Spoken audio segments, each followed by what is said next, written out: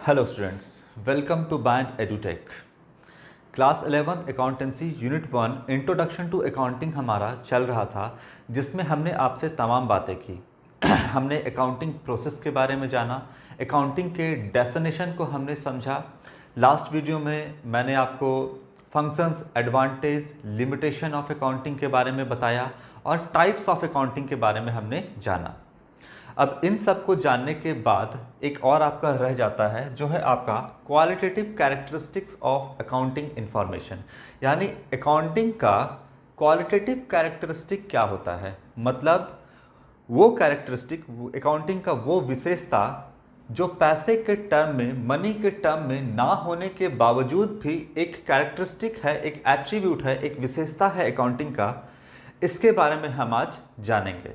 इसके बाद हम आपको स्टार्ट करेंगे बेसिक अकाउंटिंग टर्म्स, यानी अकाउंटिंग में, अकाउंटिंग मतलब अकाउंटिंग प्रोसेस में जितना भी आपका कुछ पढ़ना है, उस अकाउंटिंग प्रोसेस में जितना भी टर्म्स आएगा, जितने भी वर्ड्स आएंगे, उन सब का हम मतलब समझेंगे। क्योंकि अभी अभी आपने पढ़ाई स्टार्ट किया है, ऐसा तो नहीं है कि क्लास 11 से पहले कोई अकाउंटेंसी आपका सब्जेक्ट था। इसीलिए सबसे पहले हम बेसिक अकाउंटिंग टर्म्स में उन सारे शब्द का, उन सारे वर्ड्स का मतलब पता करेंगे, जो कि पहले आपको पता शायद नहीं होगा।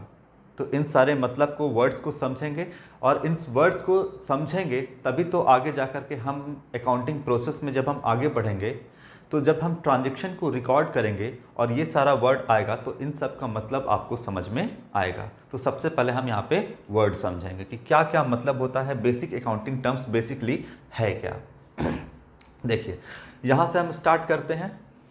Qualitative characteristics of accounting information किसे कहते हैं? देखिए, अकाउंटिंग का क्वालिटेटिव कैरेक्टरिस्टिक का मतलब होता है कि वो गुण, वो कैरेक्टरिस्टिक, वो विशेषता या वो एट्रीब्यूट्स अकाउंटिंग का जो पैसे के टर्म में ना होने के बावजूद एक कैरेक्टरिस्टिक है अकाउंटिंग का, उसे हम qualitative characteristic of accounting information कहते हैं। हमने कैरेक्टरिस्टिक ऑफ अकाउंटिंग पढ़ा, जिसमें सब कुछ आपका होना चाहिए मनी के टर्म में, मतलब जो भी हम रिकॉर्ड करते हैं आपके अकाउंटिंग में, बिजनेस के ट्रांजैक्शन को, या जो भी हम लेन देन करते हैं बिजनेस में, परचेस करते हैं, सेल करते हैं, उन सारे चीज़ों को हम रिकॉर्ड करते हैं। लेकिन उन सब का जो वैल्यू होना चाहिए वो मनी में होना चाहिए। लेकिन ये सारा कुछ कैरेक्टरिस्टिक ऐसा भी है अकाउंटिंग का जो मनी के टर्म में ना होने के बावजूद एक विशेषता है, एक एट्रीब्यूट है अकाउंटिंग का। सबसे पहला जो है आपका, वो है आपका रियलाइबिलिटी। रियलाइबिलिटी का मतलब होता है भरोसेमंद, भरोसा करने के लायक। अकाउंटिंग का एक कैरेक्टरिस्टिक है क्या? रियलाइबिलिटी। रियलाइबिलिटी क्या है कि आप अकाउंटिंग पे, जो भी अकाउंटिंग में आप रिकॉर्ड कर रहे हो बिजनेस के ट्रांजैक्शन को, उस पर भरोसा हो सके, उस पर भरोसा किया जा सके। कहने का मतलब है कि जैसे आपके पापा ने, एक एग्जाम्पल से पहले आपको समझाते हैं, आपके पापा ने आपको 1,000 रुपये दिया और कहा कि जाओ, जा कर के राशन का सामान लेकर के आ जाओ। आप गए राशन का सामान लाने के लिए मार्केट में, और राशन का सामान लाने के लिए गए मार्केट में, और आपने मान लो 800 रुपये का राशन खरीदा और घर पे ला करके पापा को दे दिया कि लीजिए 800 रुपये का राशन हुआ, ये 200 रुपये वापस करते हैं। आपने 800 रुपये का राशन खरीदा है, क्या इसके लिए आपके पास कोई प्रूफ है?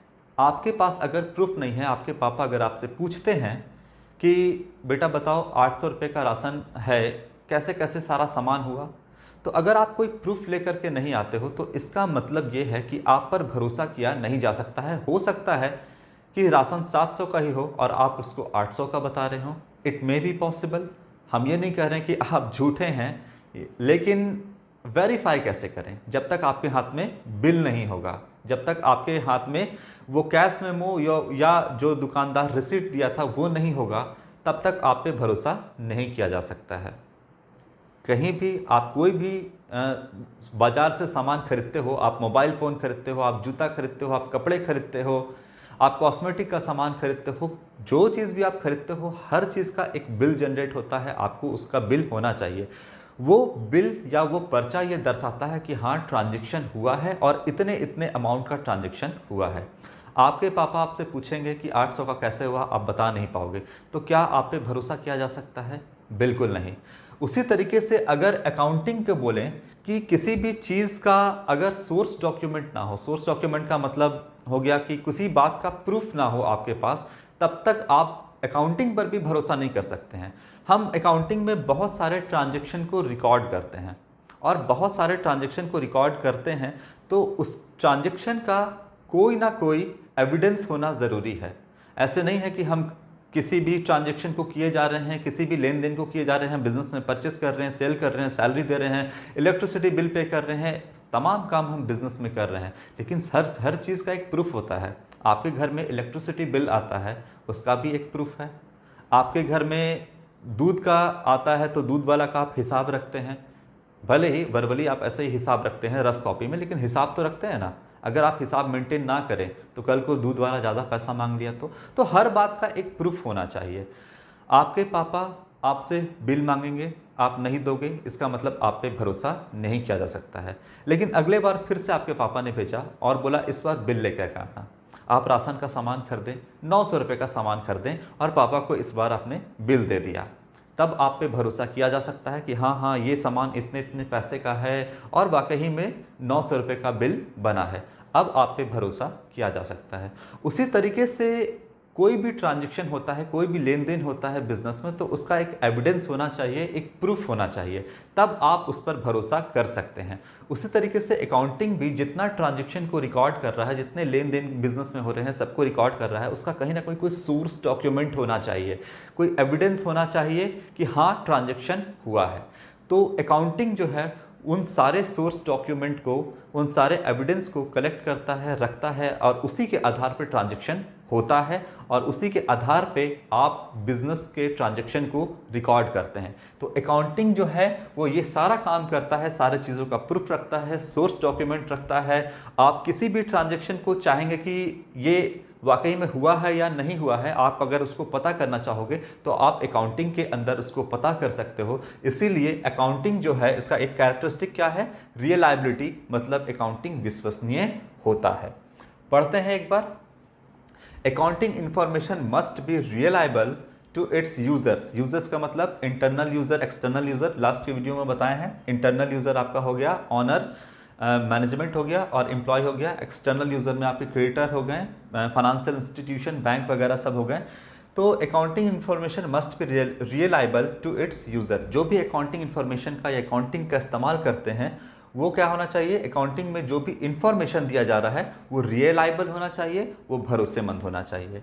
Reliability means the information given must be factual and verifiable. जो भी आप इंफॉर्मेशन दे रहे हो किन को? तो यूजर्स ऑफ अकाउंटिंग को।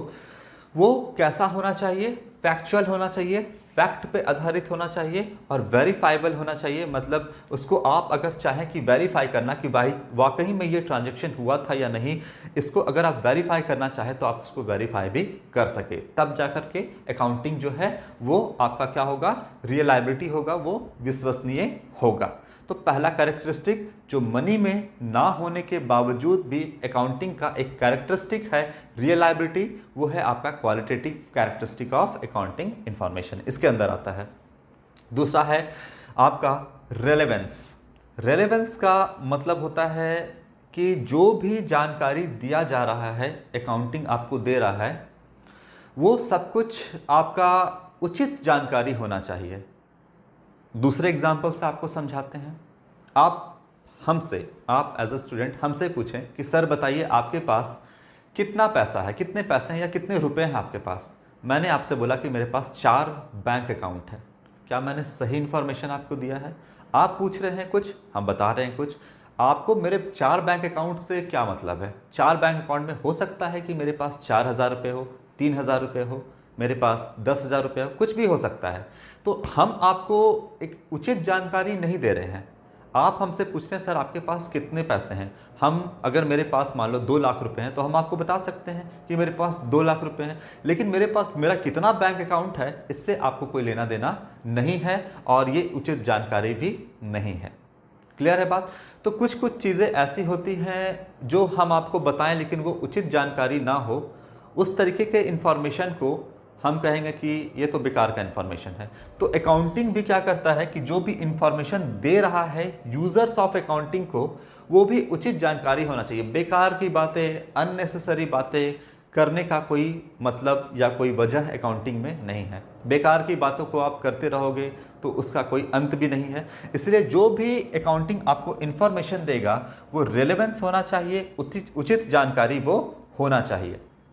ठीक है, इसको हम पढ़ते हैं। Accounting information must B relevant, it must help the management, investor, creditors and other users in decision making. अगर आप उचित जानकारी दोगे किसको, मैनेजमेंट को, इन्वेस्टर को, क्रेडिटर को या अदर यूजर, जो भी यूजर्स ऑफ अकाउंटिंग है उसको अगर उचित जानकारी लोगे तो वो करेक्ट डिसीजन मेकिंग या वो अपना डिसीजन ले सकता है।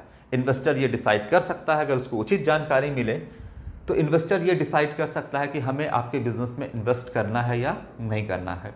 क्रेडिटर अगर उसको उचित जानकारी मिले अकाउंटिंग की तरफ से तो वो डिसाइड कर सकता है कि उधार में जो सामान है वो आपके बिजनेस को देना है या नहीं देना है। बैंक को, अगर फाइनेंशियल इंस्टीट्यूशन को, बैंक को बोले अगर उचित जानकारी मिले तो वो डिसाइड कर सकता है, वो डिसीजन ले सकता है कि आपके बिजनेस को लोन देना है या नहीं देना है। तो जो भी इंफॉर्मेशन आपको दिया जाएगा अकाउंटिंग के द्वारा वो कैसा होना चाहिए, रेलेवेंस होना चाहिए, उचित जानकारी होनी चाहिए। जैसे अगर पूछेगा कि सर आपके बिजनेस में कितना डेटर है, डेटर मतलब जो आपको नियर फ्यूचर में पैसा देगा, एसेट होता है, बाद में बताएंगे। तो डेटर के बारे में अगर हम पूछे कि सर आपके बिजनेस में कितने डेटर हैं, अगर हम आपको बोलते हैं कि मेरे पास 10 डेटर हैं, तो 10 डेटर हैं, इससे मुझे क्या मतलब, 10 डेटर कितने के हैं, 10,000 रुपये के 10 डेटर है मेरा, तो ये उचित जानकारी है। मेरे पास 5 फर्नीचर है, मेरे पास 3 मार्कर हैं, मेरे पास 50 कंप्यूटर है, तो ये सब उचित जानकारी नहीं है। अरे 50 कंप्यूटर कितने का है, ये उचित जानकारी है। आपके पास फर्नीचर अगर है तो वो कितने का है, आपको उसको मनी में मेजर करके बताना होगा। ये सारी चीज़ें उचित जानकारी है। 5 डेटर, 5 फर्नीचर, 2 बिल्डिंग, है ना, या 10 आपका टाइपराइटर, ये सब का कोई मतलब नहीं है। कितने का है अमाउंट के साथ बताइए, तब जाकर के वो उचित जानकारी होगा। नहीं तो अननेसेसरी जानकारी देने से कोई फायदा नहीं है। Unnecessary and irrelevant information should not be included in accounting. बेकार की चीज़ें जो है अकाउंटिंग में इंक्लूड नहीं करना चाहिए। तो ये आपका रिलेवेंस का मतलब हो गया, जो भी अकाउंटिंग इंफॉर्मेशन दे रहा है वो उचित जानकारी होना चाहिए, अननेसेसरी बातें यहाँ पर नहीं होनी चाहिए। तो ये भी एक कैरेक्टरिस्टिक है। और कैसा कैरेक्टरिस्टिक है, तो क्वालिटेटिव कैरेक्टरिस्टिक है, जो आपका एक तरीके से मनी में ना होने के बावजूद भी एक आपका कैरेक्टरिस्टिक है अकाउंटिंग का। तीसरा नंबर है अंडरस्टैंडेबिलिटी। अंडरस्टैंडेबिलिटी मतलब जो आप अकाउंटिंग में सारे ट्रांजैक्शन को रिकॉर्ड कर रहे हो, उससे रिजल्ट निकाल रहे हो, बिजनेस के फाइनेंशियल पोजीशन को बता रहे हो, मतलब तमाम जानकारी जो आप अकाउंटिंग के थ्रू दे रहे हो यूजर्स को, वो कैसा होना चाहिए, अंडरस्टैंडेबिलिटी मतलब उसको समझने के योग्य होना चाहिए। बहुत सारे ऐसे लोग हैं जो कम पढ़े लिखे हैं लेकिन उनके पास पैसा बहुत है, अंगूठा छाप है, लेकिन करोड़ों रुपया है, वो बिजनेस में इन्वेस्ट करना चाहते हैं। और अगर आपका जो अकाउंटिंग इन्फॉर्मेशन उनको दे रहे हो, अगर वो अंडरस्टैंड ही उसको ना कर पाए, वो उसको समझ ही नहीं पाएंगे, तो फिर आपके बिजनेस में इन्वेस्टर इन्वेस्ट क्यों करेगा। तो आपका अकाउंटिंग इतना सिंपल होना चाहिए, इतना आसान लैंग्वेज में, इतनी आसान भाषा में होनी चाहिए कि सारे लोग, आपका कम पढ़ा लिखा भी होना, जो लोग हैं या ज़्यादा पढ़े लिखे, जैसा भी है उसको आसानी से समझ सके। यानी जो भी इंफॉर्मेशन अकाउंटिंग दे रहा है वो समझने के योग्य होना चाहिए। ये भी एक कैरेक्टरिस्टिक है अंडरस्टैंडेबिलिटी। इसके बाद आपका है कंपैरेबिलिटी। कंपैरेबिलिटी का मतलब हो गया कि आप इस साल के रिजल्ट को दूसरे साल के रिजल्ट से कंपेयर कर सकें। मान लो कि अगर आपको जानना है कि मेरा 10th का रिजल्ट और 11th का रिजल्ट में हम तरक्की किए या नहीं किए, तो आपको हम रिजल्ट इस टाइप का होना चाहिए कि आप दोनों को कंपेयर कर सकें। जैसे अगर हम आपको एक एग्जांपल से समझाएं, अकाउंट्स का एग्ज़ाम BST हो गया आपका, बिजनेस स्टडीज़ और BMT, ये मान लो 3 सब्जेक्ट है। एक राहुल नाम का मेरा स्टूडेंट है, मान लो, इसका हम एक टेस्ट लिए। अकाउंटेंसी में हम 100 मार्क्स का एग्ज़ाम ले रहे हैं और मान लो वो 95 लेकर के आता है। अकाउंट्स में, बिजनेस स्टडीज़ में मान लो 85 लेकर आता है, कितने में? 100 में। और बीएमटी जो है इसमें मान लो 75 मार्क्स वो लेकर आता है 100 में। ठीक है, अब हम इसका दूसरा टेस्ट मान लो लेते हैं जिसमें हम रिजल्ट के फॉर्मेट को चेंज कर देते हैं। अगर मान लो दूसरा टेस्ट लेंगे, इसमें भी अगर हम 100 का एग्ज़ाम लेते हैं तो मान लो 100 में ये लाया 85, बीएसटी का एग्ज़ाम में दूसरे टेस्ट में ये लाया मान लो 90 और बीएमटी के तीसरे एग्ज़ाम में लाया मान लो 80। आप रिजल्ट को कंपेयर कर पा रहे हो? पहले से ये खराब किया है, अकाउंट्स में 10 नंबर कम लाया है। बिजनेस स्टडीज़ के एग्ज़ाम में पहले से अच्छा किया है, 5 नंबर आपका ज़्यादा है। और बीएमटी के एग्ज़ाम में भी 5 नंबर आपका ज़्यादा है, तो पहले से अच्छा रिजल्ट है। तो मतलब आप इसको कंपेयर कर पा रहे हो। लेकिन अगर हम फॉर्मेट चेंज कर दें, मान लो दूसरे टेस्ट का अगर हम फॉर्मेट चेंज कर देते हैं और कहेंगे कि ए ग्रेड, ए रैंक में हम उनको रखेंगे जो 90 to 100 के बीच में होंगे, बी ग्रेड में हम उनको रखेंगे जो 50 to 80 के बीच में होंगे, और सी ग्रेड में उनको रखेंगे जो आपका 1 नंबर से लेकर के, है ना, 50 मार्क्स तक होंगे। फॉर्मेट चेंज कर दिए। इस बार ए को जो हमने दिया है रैंक, वो दिया है ए। बीएसटी में हमने इसको दिया है मान लो बी, और बीएमटी में भी मान लो हम इसको दिए हैं बी। अब रिजल्ट को कंपेयर करके पहले से अच्छा किया है या खराब किया है कैसे पता चलेगा? 95 है, अब एक रैंक इसको दिए हैं तो 90 से 100 के बीच में है। अब ये 91 लाया है या 92 लाया है या 97 या 98 लाया है, आप कंपेयर नहीं कर पा रहे हो कि मतलब रिजल्ट के मैंने फॉर्मेट को चेंज कर दिया। तो इससे आप इस साल के रिजल्ट को अगले साल से कंपेयर नहीं कर पा रहे हो। उसी तरीके से अगर हम देखें बिजनेस स्टडीज़ के एग्ज़ाम में, तो 85 पहले लाया था, आप कंपेयर करो 50 से 80 के बीच में है। ठीक है, ये तो आपको पता चल रहा है कि 50 से 80 के बीच में आया, तो पहले से तो खराब किया है रिजल्ट, लेकिन कितना खराब किया है ये आप साफ साफ नहीं कह सकते हो कि 50 नंबर में से 55 ये लेकर आया है या 70 लेकर आया है या 75 लेकर आया है, ये आप नहीं कह सकते। तो बी रैंक है, उसी तरीके से आप देख लो, ये 75 है तो 1 से 50 मार्क्स वाला, ठीक है, पहले से जो है आपका नहीं, बी रैंक वाला है 50 से 80 के बीच में है, तो ठीक है 75 तो है आपका पहले, लेकिन इस बार कितना है आपका? बी में 55 नंबर लाया है, 60 नंबर लाया है, या 75 ही नंबर लाया है, या 75 से ऊपर लाया है, ये आप यहाँ पे कंपेयर करके नहीं बता सकते। तो कहने का आपका मतलब है कि अकाउंटिंग जो भी आप कर रहे हो वो इस साल के रिजल्ट को दूसरे साल के रिजल्ट से कंपेयर कर सको, ऐसा आप इंफॉर्मेशन या ऐसी जानकारी होनी चाहिए। इस तरीके से अकाउंटिंग होनी चाहिए। हर बार अगर आप फॉर्मेट चेंज कर दोगे, हर बार आप अकाउंटिंग करने का तरीका चेंज कर दोगे, तो फिर आप इस साल के रिजल्ट को अगले साल से कंपेयर नहीं कर पाओगे। इसीलिए एक कैरेक्टरिस्टिक है अकाउंटिंग का कंपैरेबिलिटी, यानी आप पिछले साल के रिजल्ट को अगले साल के, या पिछले साल के रिजल्ट को करंट ईयर के रिजल्ट से आप क्या कर सके, कंपेयर कर सके, ताकि पता चल सके कि पिछले साल के मुकाबले आपने अच्छा परफॉर्म किया है या खराब परफॉर्म किया है। तो कंपैरेटिबिलिटी भी क्या है, एक आपका कैरेक्टरिस्टिक है, क्वालिटेटिव कैरेक्टरिस्टिक है अकाउंटिंग का। इसके बाद है फेथफुल रिप्रेजेंटेशन या फेथफुल प्रेजेंटेशन। जो भी प्रेजेंटेशन आप कर रहे हो अकाउंटिंग में वो बिल्कुल फेथफुल होना चाहिए, भरोसे के लायक होना चाहिए।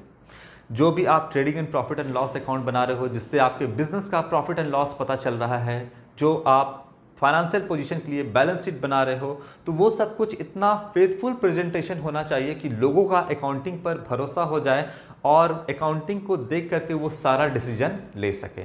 तो ये सारा आपका जो कैरेक्टरिस्टिक है अकाउंटिंग का, ये क्वालिटेटिव कैरेक्टरिस्टिक है अकाउंटिंग का, जो मनी के टर्म में ना होने के बावजूद भी आपका एक कैरेक्टरिस्टिक है अकाउंटिंग का। इसके बाद हम आते हैं आपके बेसिक अकाउंटिंग टर्म्स पे। क्या है आपका basic accounting terms, one by one करके हम समझेंगे।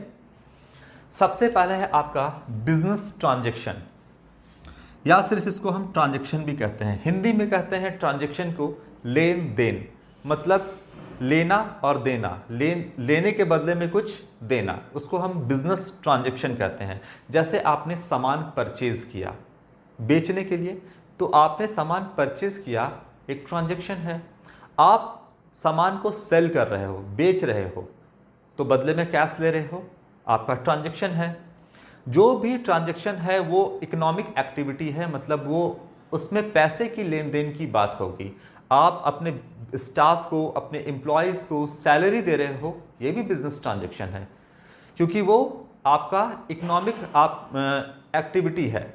आप अपने स्टाफ को सैलरी दे रहे हो, कैश में दोगे, आपका बिजनेस ट्रांजैक्शन है। इलेक्ट्रिसिटी बिल पे करोगे, बिजनेस ट्रांजैक्शन है।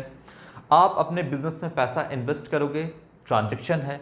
तो सब कुछ जो आप बिजनेस में करोगे, बिजनेस के अंदर, वो आपका बिजनेस ट्रांजैक्शन कहलाएगा। सामान परचेस करोगे, सामान सेल करोगे, आप अपने स्टाफ को सैलरी दोगे, बैंक से लोन लिए हो तो इंटरेस्ट दोगे, ये सब कुछ आपका बिजनेस ट्रांजैक्शन है।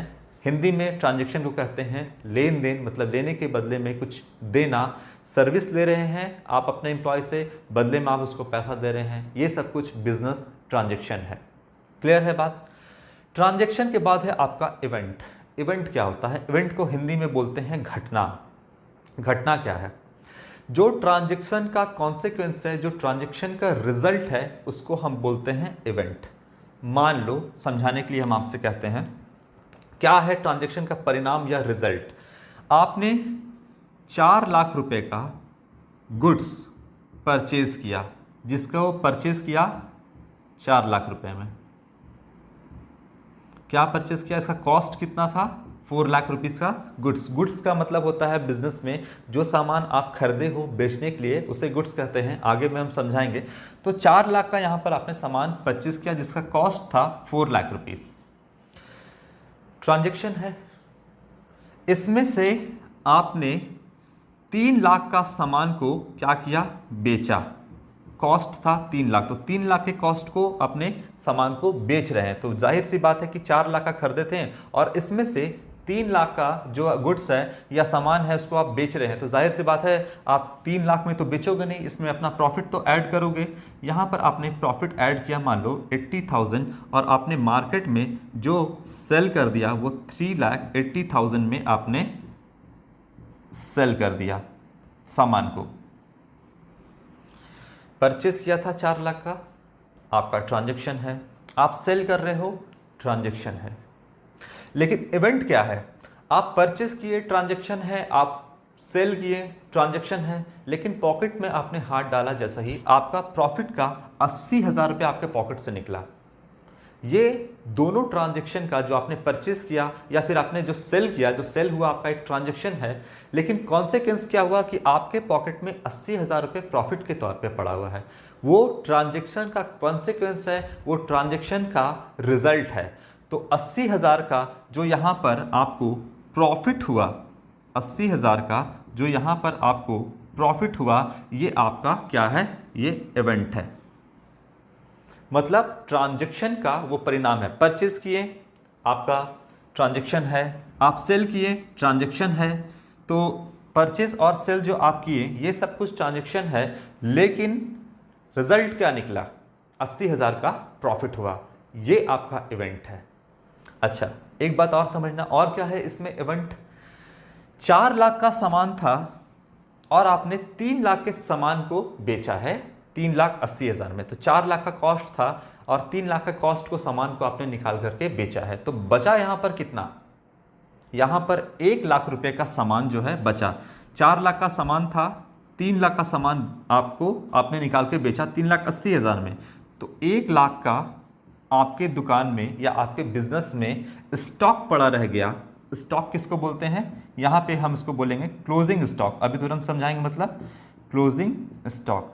स्टॉक यहाँ पर हो गया मतलब जो अनसोल्ड गुड्स है। 3 लाख का बेचा तो 1 लाख रुपए तो अनसोल्ड है ना, और साल के अंत में आपका 1 लाख का बच गया, इसे हम क्लोजिंग स्टॉक बोलेंगे। लेकिन वो सामान जो अभी तक बिका नहीं है।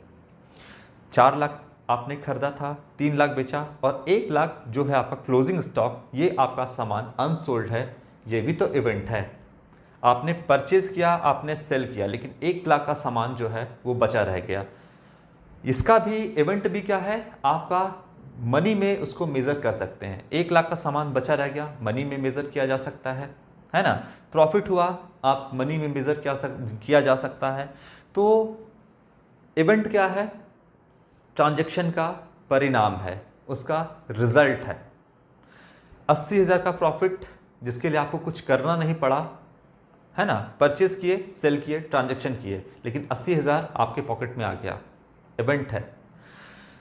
4 लाख का सामान खरीदे, 3 लाख का बेचे, 1 लाख का सामान जो पड़ा रह गया उसके लिए आपको कुछ करना नहीं पड़ा, परचेज किए ट्रांजैक्शन है, सेल किए ट्रांजैक्शन है, लेकिन 1 लाख का जो सामान आपका पड़ा रह गया, जो क्लोजिंग स्टॉक है, ये क्या है, इवेंट है। तो ट्रांजैक्शन है ये भी मॉनेटरी टर्म में होना चाहिए, और इवेंट है ये भी आपके मॉनेटरी टर्म में होना चाहिए, मतलब मनी में होना चाहिए। क्लियर है यहाँ पर ट्रांजैक्शन और इवेंट। इसके बाद अकाउंट किसे बोलते हैं? अकाउंट एक आपका ऐसा जगह है जहां सिमिलर टाइप के ट्रांजैक्शन को रिकॉर्ड करते हैं। जैसे बच्चों आप लोग सिंपल समझो, अगर टी है तो आपका घर में किचन में टी का एक कंटेनर होगा। अब ऐसा नहीं कि आप चीनी खरीद के लाओगे, टी के कंटेनर में डाल दोगे। शुगर खरीद के लाओगे, चीनी खरीद के लाओगे तो उसका एक अलग कंटेनर होगा। अगर आप राइस का होगा तो राइस का एक अलग कंटेनर होगा।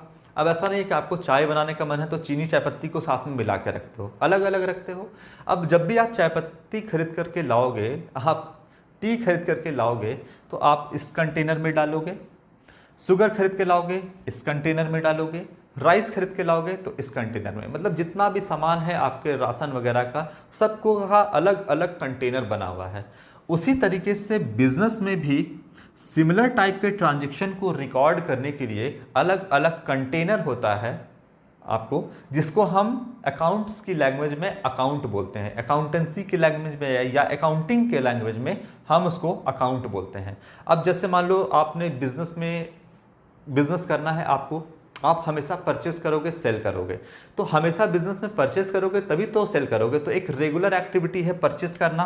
तो इसके लिए आप एक अलग से अकाउंट बना लो, जहां पे जितना भी आप परचेस करोगे वो सब कुछ एक अकाउंट में रिकॉर्ड करोगे, जितना भी आप सेल करोगे उतना उसका अलग एक अकाउंट बनाओगे, और जितना भी मान लो कि सैलरी वगैरह आप पेमेंट करोगे, सैलरी वगैरह, वो सब का भी अलग अकाउंट होगा। तो मतलब जितना भी सिमिलर टाइप का ट्रांजैक्शन है वो सबका अलग अलग अकाउंट खोला जाएगा, जिससे हम, और सिमिलर टाइप के ट्रांजैक्शन को एक जगह पर रिकॉर्ड करेंगे, उसको हम क्या बोलते हैं, अकाउंट बोलते हैं। अब हम परचेज कर रहे हैं तो इसका एक अकाउंट खुला हुआ है, जितना भी परचेज करेंगे सब कुछ एक अकाउंट में आएगा, जितना भी हम सेल करेंगे वो एक अकाउंट में जाएगा, जितनी भी हम सैलरी देंगे वो एक अकाउंट में जाएगा। तो कहने का मतलब है कि सिमिलर टाइप के ट्रांजैक्शन को रिकॉर्ड करने के लिए हम अकाउंट बनाते हैं अकाउंटिंग में। ठीक है, एक बात और जान लो, बिजनेस ट्रांजैक्शन में अगर आप कैश में परचेस करो, सेल करो, वो भी बिजनेस ट्रांजैक्शन है। अगर आप उधार में भी परचेस सेल करते हो तो वो भी आपका बिजनेस ट्रांजैक्शन कहलाता है। इसके बाद हो गया आपका अकाउंट। कैपिटल किसे कहते हैं, ध्यान से समझना। जो बिजनेसमैन, जो बिजनेस का ओनर होता है, वो बिजनेस में जो पैसा इन्वेस्ट करता है, पैसा जो लगाता है, उसे हम कैपिटल कहते हैं।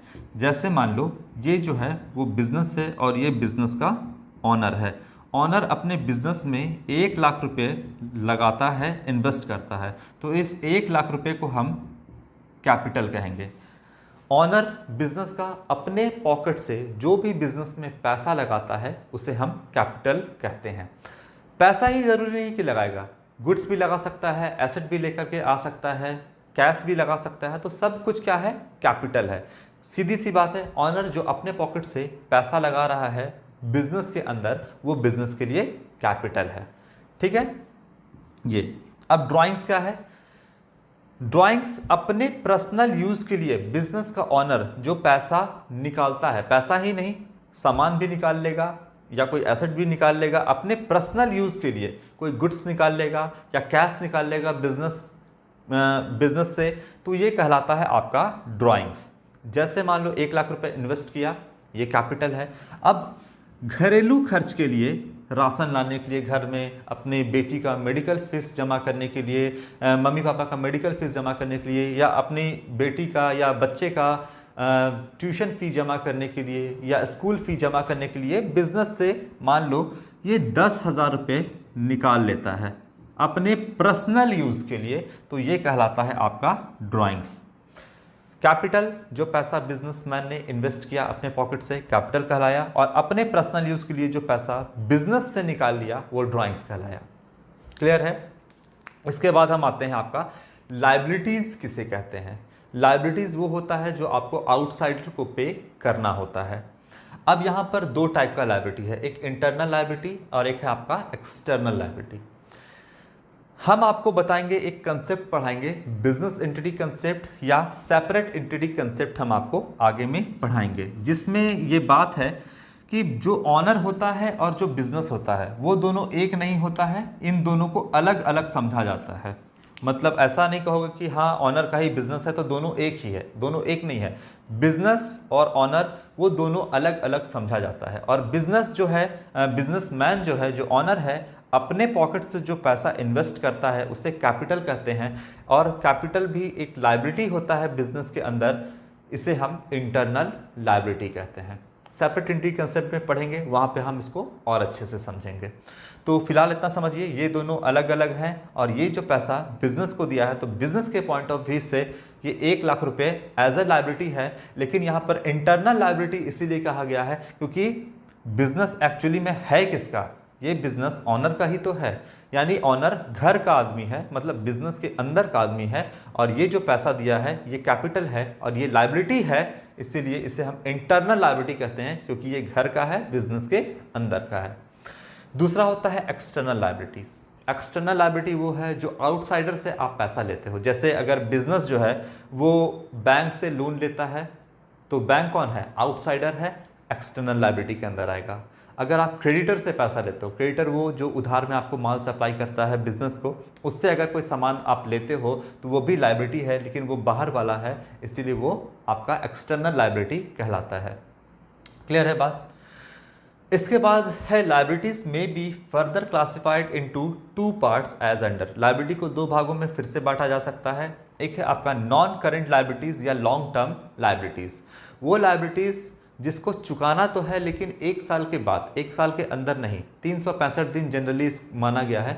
तो आप 1 साल के बाद अगर कोई लायबिलिटी चुकाते हो या आप उसको चुकाने की कोशिश करते हो या चुकाते हो आप उसको, तो वो आपका लायबिलिटी कहलाता है नॉन करेंट, यानी करंट नहीं है, 1 साल के अंदर का नहीं है, नॉन करेंट है, मतलब 1 साल के बाद जो आप लायबिलिटी को चुकाओगे वो आपका लॉन्ग टर्म लायबिलिटी कहलाता है। जैसे यहाँ पे लॉन्ग टर्म लोन, अगर आपने बैंक से लोन लिया है और अगर आप उसको 1 साल से ज़्यादा का लोन आपने लिया है, 1 साल के अंदर आप उसको चुकाने का इंटेंशन नहीं रखते हो, तो वो जो लोन है बैंक से लॉन्ग टर्म लोन लिया गया है वो आपका 1 साल से ज़्यादा का है, तो लॉन्ग टर्म लोन यानी आपके नॉन करेंट लायबिलिटीज़ या लॉन्ग टर्म लायबिलिटीज़ में आ जाएगा। कैसा लोन? जो 1 साल के अंदर ना पे किया जाए, 1 साल के बाद पे किया जाए, वो आपका लॉन्ग टर्म लायबिलिटीज़ में आएगा।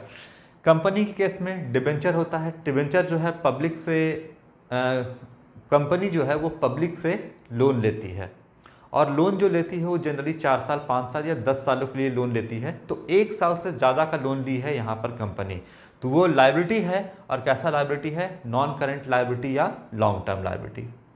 इसके बाद है आपका करेंट लायबिलिटी। वो लायबिलिटी जिसको 1 साल के भीतर पे कर दिया जाए, वो लायबिलिटी आपका कहलाता है करेंट लायबिलिटी। 365 दिन जनरली टाइम रखा गया है। अगर आप 365 दिन या 1 साल के अंदर 2 महीने, 3 महीने, 10 दिन, 5 दिन, 6 महीने, 9 महीने, है ना, 8 महीने में पे कर दिया जाए, मतलब 1 साल के अंदर होना चाहिए, तो वो लायबिलिटी आपका कहलाता है करेंट लायबिलिटी। जैसे हो गया बैंक ओवरड्राफ्ट। बैंक ओवरड्राफ्ट का मतलब होता है जितना पैसा आपका बैंक में है उससे ज़्यादा पैसा निकाल लोगे आप, तो उसे कहते हैं बैंक ओवरड्राफ्ट। तो वो भी एक लायबिलिटी है, लेकिन कैसा लायबिलिटी है? करेंट लायबिलिटी, यानी 1 साल के अंदर उसको पे कर देना चाहिए। क्रेडिटर है, उधार में सप्लाई दिया है, आपको सामान दिया है बिजनेस को, अब उसको भी पैसा चुकाना है, लेकिन ऐसा नहीं है कि सालों साल आप बैठे रह सकते हो। जनरली 1 साल के अंदर आप उसको पैसा चुका देते हो, 2 महीने 3 महीने के अंदर जनरली आप उसको पैसा चुका दोगे। या फिर शॉर्ट टर्म लोन लिया है आपने बैंक से, ऐसा लोन लिया है जो 1 साल के अंदर आप उसको चुका दो, तो ये सब कुछ लायबिलिटी है, लेकिन कैसा है? करंट लायबिलिटी है। तो जो 1 साल के बाद चुकाने का इंटेंशन हो या 1 साल के बाद जो चुकाया जाए लॉन्ग टर्म, और जो 1 साल के अंदर चुकाया जाए वो आपका है करंट लायबिलिटी।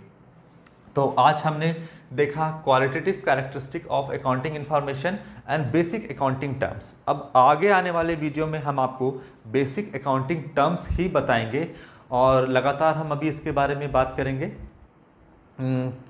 तब तक के लिए आप इतना जितना भी आपको हम पढ़ाए हैं यूनिट 1 में उतना सब कुछ आप याद रखोगे, सारे चीज़ों का आप मतलब जो है वो समझ करके रखोगे। आज के लिए इतना ही। Thank you.